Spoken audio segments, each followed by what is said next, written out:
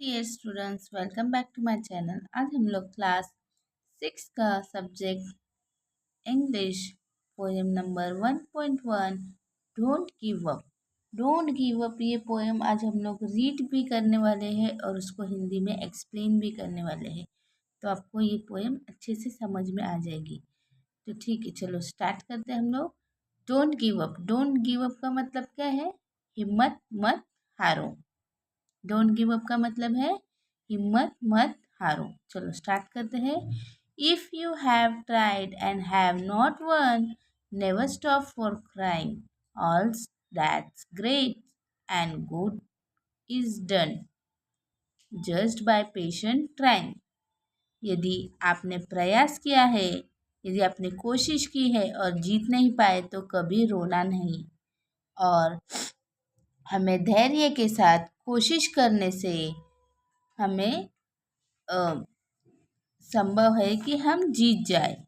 यदि if you have tried and have not one, यदि आपने कोशिश की है और जीत नहीं पाए, नेवर स्टॉप फॉर क्राइंग, तो कभी रोना नहीं, all that's great and good is done just by patient trying, all that's great and good is done. ने बंद ना करे कभी भी, कोई जो भी अच्छा है वो धैर्यपूर्वक उसके साथ कोशिश करने से ही संभव है। Second, thought young birds in flying fall, still their wings grow stronger, and the next time they can keep up a little longer.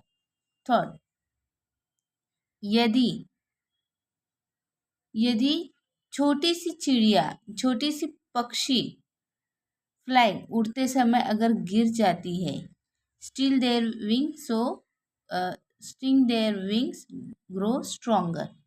ये जो छोटी चिड़िया उड़ते समय गिर जाती है, और जब वो गिर गिर कर उसके पंख मजबूत हो जाते हैं, और अगली बार वे थोड़ी देर और उड़ सकती है। यानी कि जब छोटी सी चिड़िया भी बार बार गिरने से जब उसके पंख स्ट्रांग हो जाते हैं, तो नेक्स्ट टाइम, अगले टाइम उस they can keep up little longer, यानी कि वो और ज़्यादा उड़ सकती है, यानी और ज़्यादा उड़ जाती है वो, यानी कोशिश नहीं हारती, वो हिम्मत नहीं हारती। Thought the sturdy oak has known many a blast that bowed her. She has risen again and grown loftier and prouder. Third, the study oak. Oak ये क्या है? एक ट्री है। अगर मजबूत ट्री भी कई बार उसे हवा, आंधी, तूफान ने झुकाया है, फिर भी वह उठकर खड़ी हुई है और अधिक ऊंची और गर्व के साथ खड़ी हो जाती है। जब एक मजबूत पेड़ को भी आंधी, तूफान और हवाएं झुका देती है, तो पेड़ वापस उठ खड़ी होती है और स्ट्रांगली, मजबूती के साथ, गर्व के साथ खड़ी होती है। If by easy work you beat who, the more will prize you, gaining victory from defeat, that's the test that tries you. अगर आसान काम से तुम जीत जाते हो, तो कौन तुम्हें ज़्यादा इनाम देगा? हार से जीत पाना ही वो परीक्षा है जो तुम्हें परखती है, यानी तुम्हें आजमाती है।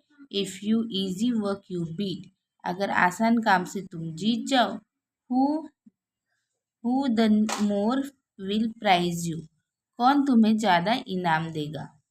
गेनिंग विक्ट्री फ्रॉम डिफीट, हार से जीत पाना ही, that's the test of the tries you, वो परीक्षा है जो तुम्हें आजमाती है, परखती है। तो देखो बच्चों, ये डोंट गिव अप था, हिम्मत मत हारो। ये मैंने बहुत अच्छे से समझाने की कोशिश की हूँ आपको, एक एक पैराग्राफ। आई थिंक आपको समझ में आ चुका होगा। चलो हम एक बार पोएम भी रीड कर लेते हैं। Don't give up.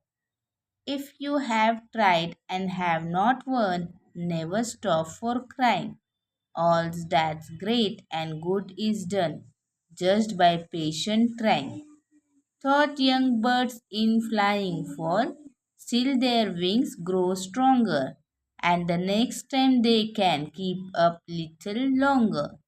Thought the sturdy oak has known many a blast that bowed her.